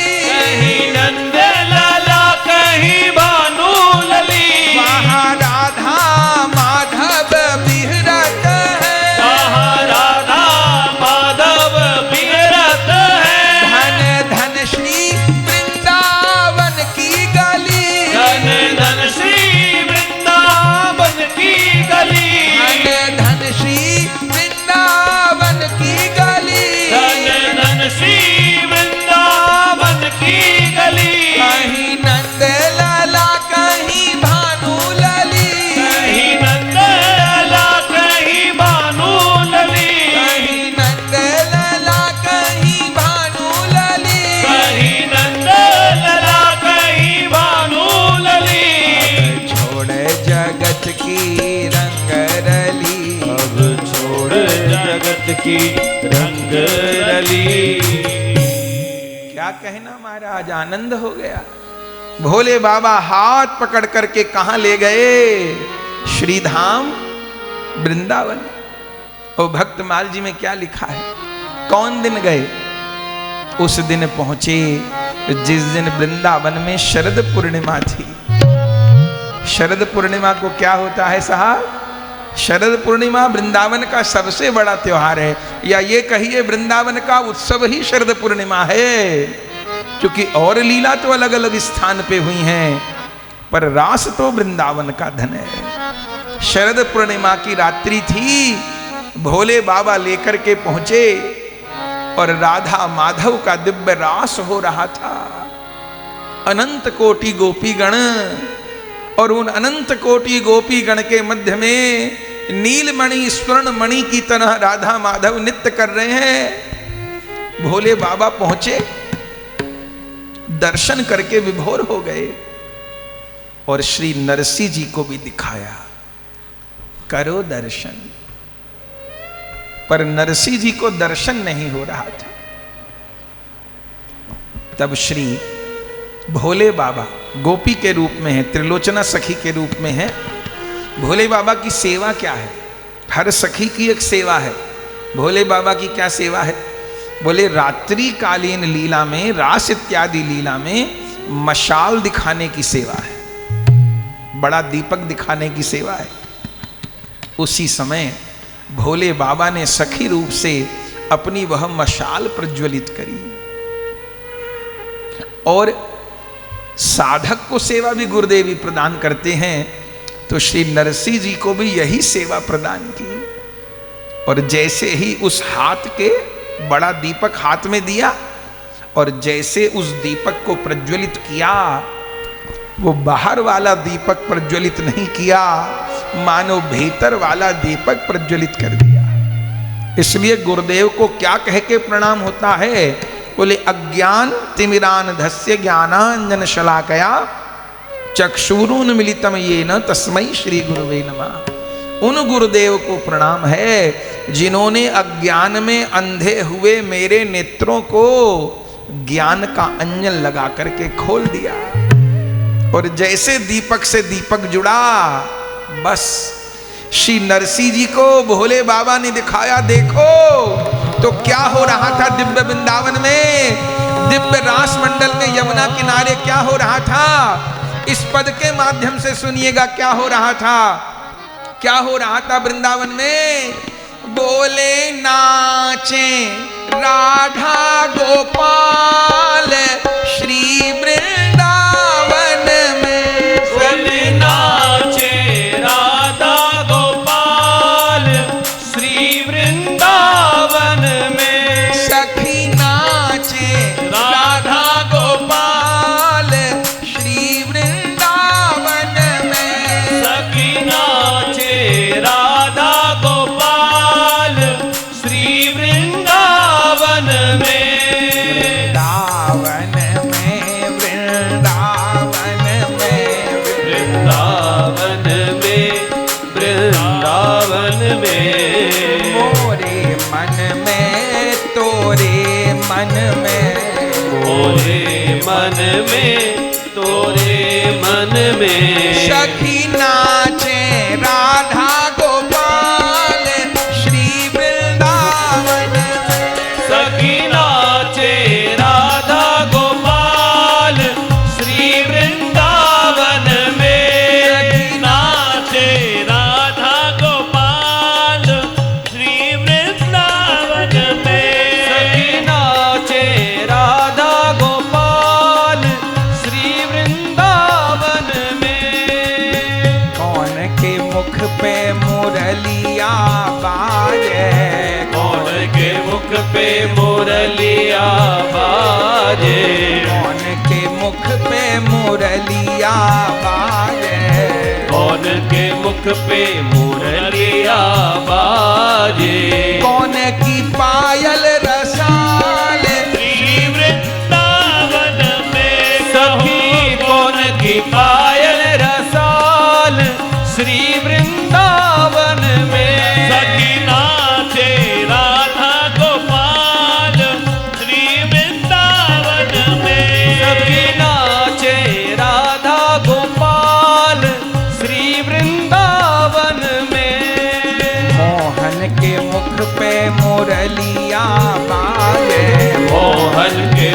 पे मुरलिया बाजे, मोहन के मुख पे मुरलिया बाजे, मोहन के मुख पे मुरलिया बाजे। श्री जी की पायल रसाल, श्री वृंदावन में हो श्री जी की पायल रसाल, श्री वृंदावन में सकीना थे राधा गोपाल, श्री वृंदावन में सकीना थे राधा गोपाल, श्री वृंदावन में। कौन सखी गावे कौन दोहरावे, कौन सखी गावे कौन दोहरावे, कौन सखी गावे कौन दोहरावे, कौन सखी गावे कौन दोहरावे, कौन बजावे कर ताल, श्री वृंदावन में सखी कौन बजावे कर ताल, श्री वृंदावन में सखी नाचे राधा गोपाल, श्री वृंदावन में सखी नाचे राधा गोपाल, श्री वृंदावन में। ललिता जी गावे विशाखा दोहरा में, ललिता जुगा में विशाखा दोहरावे, ललिता जी गावे विशाखा दोहरा में, ललिता जुगा में विशाखा दोहरावे, रंग देवी बजावे कर ताल, श्री वृंदावन में रंग देवी बजावे कर ताल, श्री वृंदावन में सखी नाचे राधा गोपाल, श्री वृंदावन में सखी नाचे राधा गोपाल, श्री वृंदावन में। कौन सखी देखे कौन दिखावे, कौन सखी देखे कौन दिखावे, कौन सखी देखे कौन दिखावे, कौन सखी देखे कौन दिखावे, कौन जलावे मशाल, श्री वृंदावन में सखी कौन जलावे मसाल, श्री वृंदावन में सखी नाचे राधा गोपाल, श्री वृंदावन में नाचे राधा गोपाल, श्री वृंदावन में। शिष्य सखी देखे गुरु सखी दिखलावे, शिष्य सखी देखे गुरु सखी दिखलावे, शिष्य गण देखे गुरुदेव दिखलावे, शिष्य गण देखे गुरुदेव दिखलावे, और नरसी जलावे मशाल, श्री वृंदावन में नरसी जलावे मसाल, श्री वृंदावन में मेरे नाच राधा गोपाल, श्री वृंदावन में मेरे नाचे राधा गोपाल, श्री वृंदावन में। नारायण शंकर की कृपा से, नारायण शंकर की कृपा से, नारायण शंकर की कृपा से, नारायण शंकर की कृपा से नरसी जी हो गए निहाल, श्री वृंदावन में हो नरसी जी हो गए निहाल, श्री वृंदावन में मेरे नाचे राधा गोपाल, श्री वृंदावन में नाचे राधा गोपाल, श्री वृंदावन में नाचे राधा गोपाल, श्री वृंदावन में मेरे नाचे राधा गोपाल, श्री वृंदावन में मेरे नाचे राधा गोपाल, श्री वृंदावन में मेरे नाचे राधा गोपाल, श्री वृंदावन में। आनंद हो गया महाराज, जय जयकार हो गई। जो नरसिंह जी ने लीला का दर्शन किया और ऐसे मगन हो गए नरसिंह जी अपने सिद्ध स्वरूप में कि बड़ा दीपक हाथ में लिए हैं, सेवा कर रहे हैं, लीला का दर्शन कर रहे, पर लीला दर्शन करते करते ऐसा मगन हुई नरसी सखी कि वो दीपक की शिखा जो उन्होंने सखी रूप में वस्त्र और आभूषण पहरे थे, वो अग्नि की शिखा उनमें लग गई, जाने कैसे। और नरसी जी के आभूषण जले, वस्त्र जले और हाथ भी जलने लग गया। पर धन्य है, सुध नहीं, अब दीपक की जगह हाथ जल रहा है, लेकिन नरसी जी लीला का दर्शन कर रहे हैं। आहा, उसी समय राधा रानी की दृष्टि गई और श्याम सुंदर से कहा, अरे उस सखी को क्या हुआ? उस सखी के तो हाथ में अग्नि लग गई, ये कौन है? श्याम सुंदर ने कहा, श्री जी, त्रिलोचना सखी के यूथ की गोपी है, गोपेश्वर महादेव ने लीला में प्रवेश कराया है। अरे तो इसका तो हाथ ही जल रहा है। श्याम सुंदर ने कहा, श्री जी, ये सामान्य अग्नि नहीं है, ये इस नरसी सखी के प्रेम की अग्नि है। प्रिया जी का हृदय द्रवीभूत हो गया और उस समय ललिता जी को आज्ञा प्रदान करी है और श्री ललिता जी उस समय गई हैं और उन नरसी अली को लेकर के आई हैं। श्री राधा माधव के चरणों में उन नरसी अली ने समर्पण किया है। जैसे प्रिया प्रियतम ने हाथ के ऊपर हाथ फेरा तो पूरा हाथ स्वस्थ हो गया, जो जल गया था कष्ट भी नहीं हुआ। प्रिया प्रियतम के चरण स्पर्श किए, प्रिया प्रियतम सिर के ऊपर हाथ फेर रहे हैं और कह रहे हैं, नरसी अली, तुमको तो अपना लिया है, तुम पर शिव की कृपा हुई है, शिव की कृपा से आज तुम्हारा लीला में प्रवेश हुआ है, अब तुम सुखपूर्वक वास करो। फिर नरसी अली जी जाने कितने समय तक विराजमान रहे और कितने समय तक वास किया, खबर नहीं। सुख का समय तो बहुत जल्दी बीतता है। एक दिन की बात, वहीं लीला में, नित्य गोलोक में, नित्य वृंदावन में, प्रिया प्रेतम की सेवा में नरसी जी विराजमान चरणों के निकट। तभी श्याम सुंदर ने कहा, नरसी सखी, कहिए सरकार क्या आज्ञा है? अब बहुत दिन हो गए तुमको यहां नित्य लीला में, अभी नित्य लीला में शाश्वत निवास का समय नहीं आया, अभी तुमको जूनागढ़ जाना होगा। नरसी जी तो भूल चुके थे कौन जूनागढ़, कौन जंगल, कौन दुरित गौरी, कौन क्या, सब भूल चुके थे वो तो। भगवान ने कहा, नहीं याद आया? नहीं प्रभु, अरे तुम्हारा जूनागढ़ में जन्म हुआ, तुमको तुम्हारी भाभी ने तिरस्कृत करके घर से निकाल दिया था, तब तुम शंकर जी के द्वार पर आए थे और शिव ने कृपा करके तुम्हारा लीला में प्रवेश करा दिया, लेकिन अभी तुमको जाना होगा। नरसी जी ने कहा, प्रभु आपको प्राप्त करने के बाद भी जीव को लौटना पड़ता है क्या? भगवान ने कहा, नहीं नरसी, मुझे प्राप्त करके जीव को कर्म बंधन में पड़ के नहीं लौटना पड़ता, लेकिन मेरी आज्ञा से मेरा काम करने के लिए जाना पड़ता है।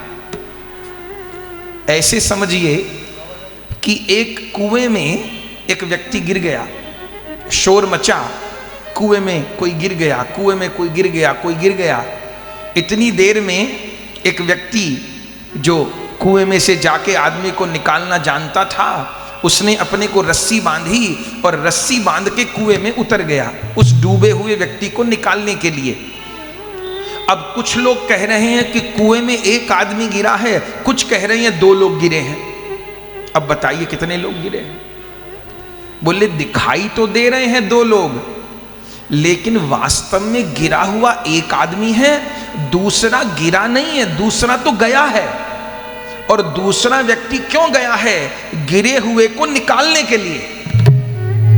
ऐसे ही इस जगत में हम आप जीव भी आते हैं। हम आप जीवों का जो जन्म हुआ है इस जगत में, वो कर्म बंधन के कारण हुआ है। किसी का देना बाकी था, किसी से लेना बाकी था, कोई दुख बाकी था, कोई सुख बाकी था, कुछ भोगों की इच्छा बाकी थी, तो उसके कर्म के अनुसार हम लोगों को शरीर मिला। तो हम लोग तो कर्म बंधन में पड़ के आए, लेकिन संत लोग अवतार लिए, वो कर्म बंधन में पड़ के अवतार नहीं लिए। वो तो भगवान की आज्ञा से पधारते हैं। क्यों पधारते हैं? हम गिरे हुए जीवों को निकालने के लिए। तो जैसे कुएं में व्यक्ति गया गिरे हुए को निकालने के लिए, ऐसे संत सदगुरु भी भगवान की आज्ञा से आते हैं हम जीवों को निकालने के लिए। अपनी वाणी के द्वारा, करुणा के द्वारा, कृपा के द्वारा डूबे जीव को निकालते हैं। तो भगवान ने कहा मुझे पाके लौटना नहीं होता, लेकिन मेरी आज्ञा से मेरा काम करने तो जाना होता है। अच्छा, यहां रह के क्या करोगे? आपकी सेवा। सेवा माने क्या होता है? सेवा माने होता है सेव्य को सुख देना। तो सुनो नरसी, अब तुम्हारे यहां रहने से मुझे जो सुख मिलेगा, उससे अधिक सुख जब तुम जूनागढ़ जाकर के संसार के सामने भक्ति का आदर्श उपस्थित करोगे और सब जन में हरि नाम का प्रचार करोगे, भक्ति का प्रचार करोगे, तो मुझे बहुत प्रसन्नता होगी। नरसिंह जी ने कहा मैं क्या प्रचार करूंगा, शिव की कृपा से तो आपकी शरण में आया हूं। बोले नहीं, तुमको करना होगा।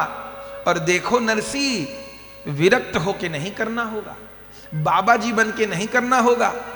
विरक्त होकर के धर्म का प्रचार करने वाले, भक्ति का प्रचार करने वाले बहुत हैं। तुमको गृहस्थ आश्रम में प्रवेश करना होगा, पत्नी बेटा बेटी के बीच में रहना होगा और गृहस्थ आश्रम में रह के खुद भक्ति करनी होगी और सारे समाज को भक्ति करने का आदर्श देना होगा।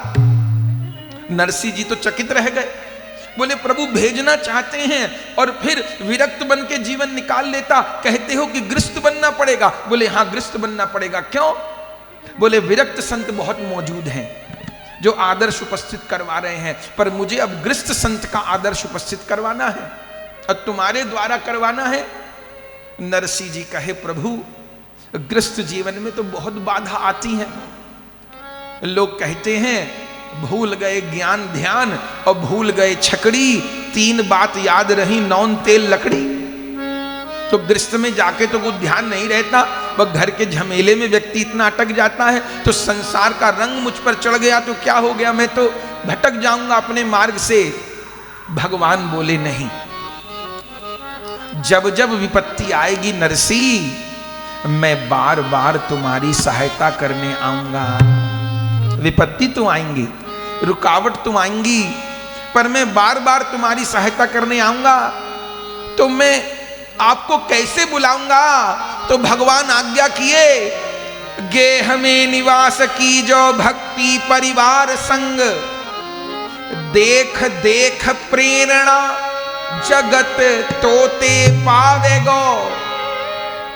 भक्ति ज्ञान प्रेम को घर घर प्रचार होय, गुर्जर को दंभ ओ पाखंड न सिजावेगो। ओ बार बार आए आए करूंगो सहाय तेरी। मैं बार बार आ जाऊंगा तुम्हारी सहायता करने, घबराना मत। पर कब आऊंगा? बोले बार बार आय आय करूंगो सहाय तेरी।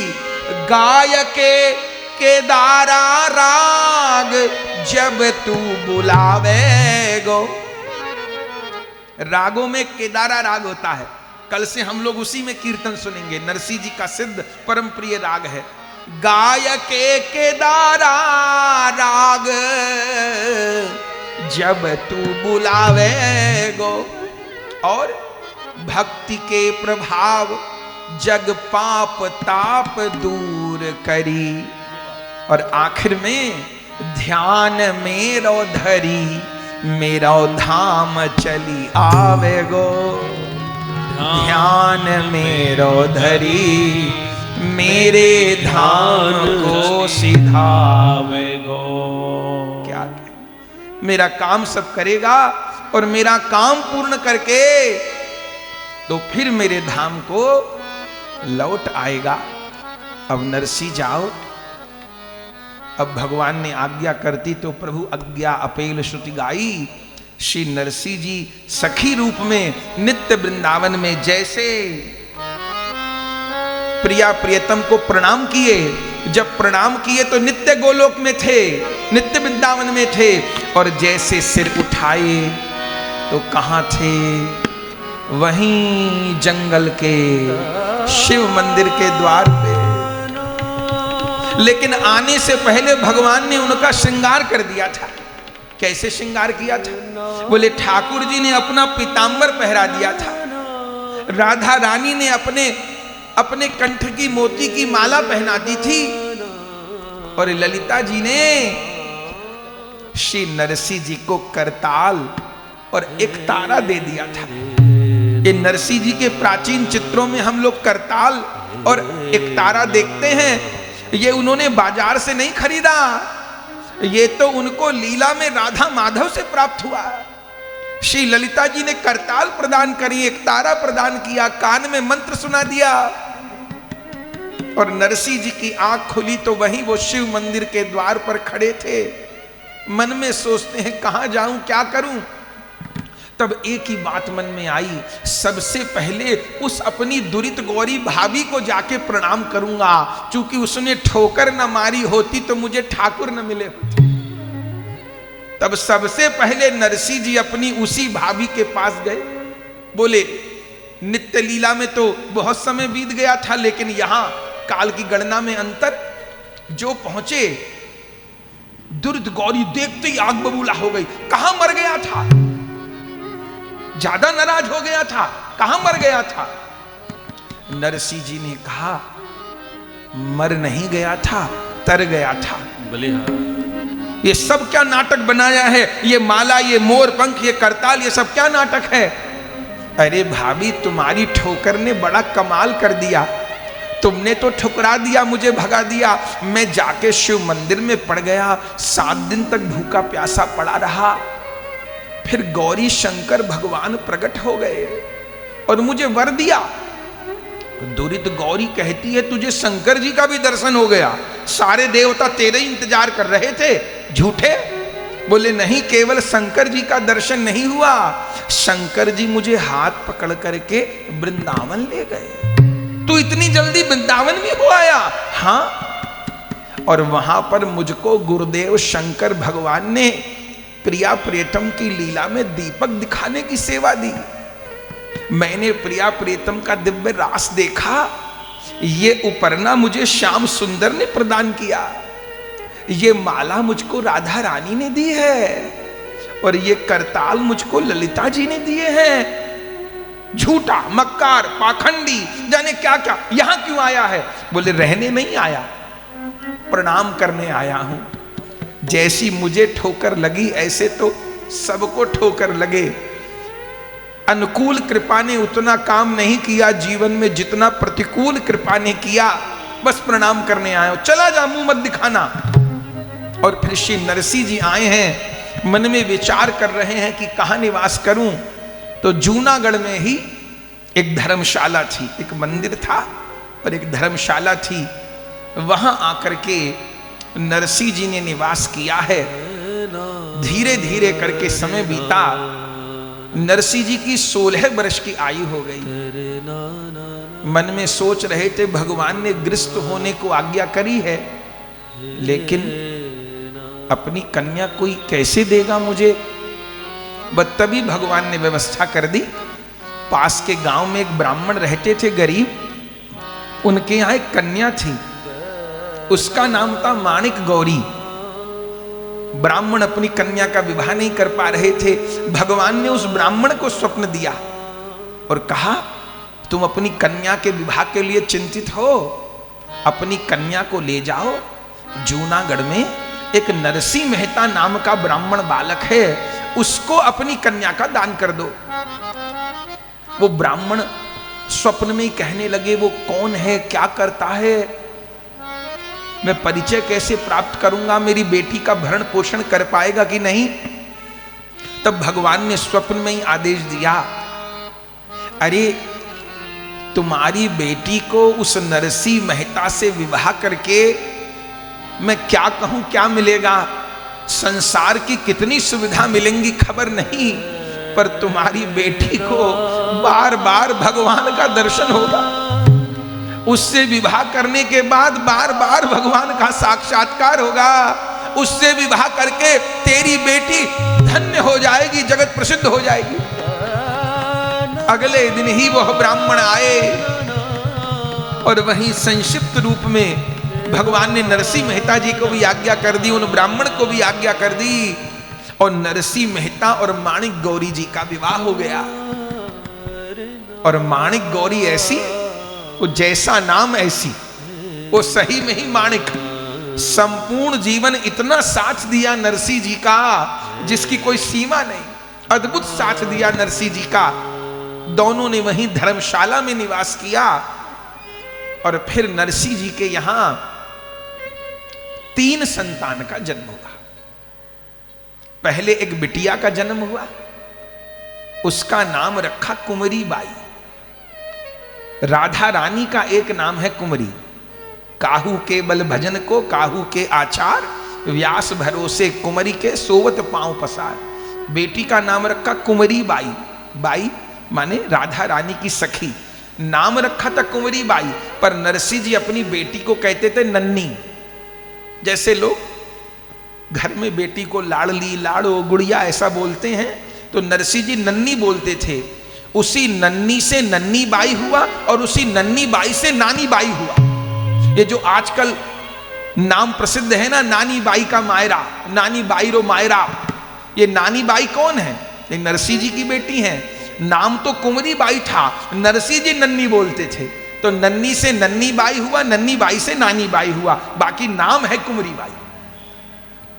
तो पहली बड़ी बेटी यही थी, इन्हीं का भाग भरने आगे भगवान जाएंगे।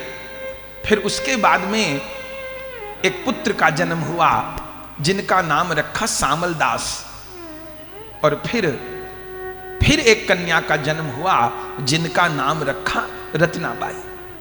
तो 2 बेटी और एक पुत्र इनके यहां वहीं धर्मशाला में रहते हैं, जैसे तैसे गुजारा चलता है। माणिक गौरी कभी कभी कहती हैं, महाराज हम लोग धर्मशाला में रहते हैं, अब बेटियां भी हैं, अपना छोटा सा घर हो तो ठीक रहेगा, धर्मशाला में कोई कितने दिन रहेगा। नरसिंह जी कहते हैं, देख देवी, मेरी समझ में तो ये पूरा जगत ही धर्मशाला है, पूरा जगत ही धर्मशाला है, और सभी लोग किराए पर रह रहे हैं।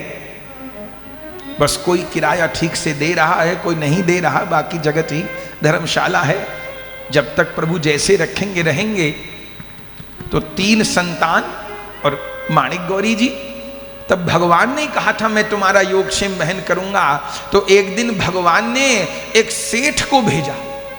एक सेठ जी उस धर्मशाला में आए, रुके, नरसिंह जी की गतिविधि देखी, अगले दिन चलने लगे। नरसिंह जी से कहा, जय श्री कृष्ण। नरसिंह जी ने कहा, जय श्री कृष्ण, कहिए। बोले, पंडित जी आप ही का परिवार है? बोले, हाँ मेरा ही परिवार है।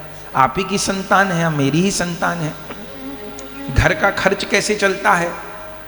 बोले, महाराज बस यहीं धर्मशाला में रहते हैं, लोग कुछ मंदिर में चला जाते हैं, सेवा करते हैं, तो उसी से अपनी दाल रोटी चल जाती है। सेठ जी ने कहा कि मैं आपकी कोई सहायता करना चाहता हूं। नरसिंह जी ने कहा, आप तो करना चाहते हैं, पर मैं किसी से भी कोई सहायता नहीं लेता। क्यों नहीं लेता? बोले, आप सेठ जी हैं, प्रणाम है, पर मैं सांवरिया सेठ का भजन करता हूं। मैंने तो एक सांवरिया सेठ से बना रखी है, मैं किसी और सेठ से मदद लूं तो वो सांवरिया सेठ नाराज ना हो जाए। कहावत है, सेठा में सांवरा सेठ और बाकी सब डुप्लीकेट। असली सेठ तो सांवरिया ही सेठ है। कहिए सांवरिया सेठ की जय हो। तो मैं सांवरिया सेठ का ही आश्रित हूं, उन्हीं से सहायता लेता हूं, बाकी किसी और से नहीं। तब जब नहीं माने तब उन सेठ ने कहा मुझे तुम्हारे सांवरिया सेठ नहीं भेजा है। बोले कौन है आप? तब वो सेठ अपना स्वरूप प्रकाशित किए और कहे मैं अक्रूर जी। भगवान ने अक्रूर जी को दिव्य द्वारिका से भेजा था और कहा भगवान ने कहा है तुम्हारे घर परिवार की व्यवस्था करने के लिए क्या चाहिए। तब नरसिंह जी ने कहा भगवान ने भेजा है तो आप जैसा चाहें। बोले कैसा भवन बनाऊं? बोले भवन जैसा चाहो वैसा बना देना, हम लोगों के रहने के लिए भले एक कोठरी हो, पर घर यदि बनाओ तो उसमें गौ सेवा का स्थान जरूर हो और संत सेवा का स्थान जरूर हो। गौ माता हो और संत लोग आवे तो उनके विराजने की जगह हो। तो अक्रूर जी ने एक बड़ा स्थान लिया। बंधुओं, नरसिंह जी का घर आज भी जूनागढ़ में है, उसको नरसिंह जी का चोरा बोलते हैं। वो अक्रूर जी का लिया हुआ स्थान है प्राचीन। अक्रूर जी लिए और सुंदर रूप में सब व्यवस्था कर दिए, गौ सेवा की, संत सेवा की। नरसिंह जी को श्री विग्रह भी प्राप्त हुए थे लीला से, आज भी वो ठाकुर जी वहां विराजमान हैं। और ग्रंथ में लिखा है कि 36 वर्ष तक राशन धन अन्न समाप्त न हो, इतनी सामग्री घर में रख गए ताकि नरसिंह जी सुखपूर्वक जीवन जिए। और फिर अक्रूर जी चले गए और अब नरसिंह जी परिवार के साथ में सुखपूर्वक घर में विराजमान है, गृहस्थ धर्म का पालन करते हुए हरि भक्ति कर रहे हैं। आज यही चरित्र को विश्राम दे रहे हैं। तो बहुत दिव्य चरित्र है नरसिंह जी का, इतना दिव्य चरित्र है कि हृदय में कृष्ण प्रेम का संचार कर दे, ऐसा दुर्लभ दिव्य चरित्र है। कितनी कितनी विपत्तियां आवेंगी और कैसे प्रत्यक्ष होकर के ठाकुर जी उनका योग क्षेम वहन करेंगे। प्रेम से कहिए जय जय श्री राधे श्याम। श्री गुरु प्रेमानंदे निताई गौर हरि बोल।